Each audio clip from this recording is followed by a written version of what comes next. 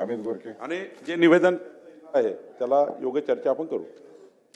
1 August 2024 रोजी supreme कोर्टाच्या खंडपीठाने अनुसूचित जातीतलं वर्गीकरण आपल्या राज्यामध्ये जाहीर करावं असं सांगितलं। त्यानंतर महाराष्ट्रामध्ये बदर समिती बसली, पण समितीचा विलंब होतोय।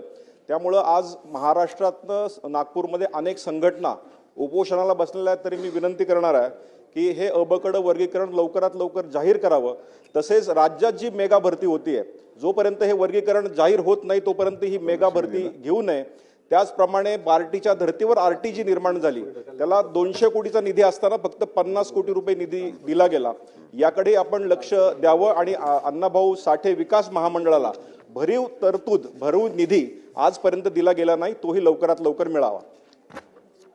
तिन्ही विषय अमित गोरखेचे महत्त्वाचे आहेत। तिन्ही विषयाला मी माननीय मुख्यमंत्री आणि उपमुख्यमंत्र्यांशी त्या ठिकाणी योग्य ठिकाणी हा विषय मांडून त्याचा अंतिम करण्याचा आम्ही लवकरात लवकर प्रयत्न करू।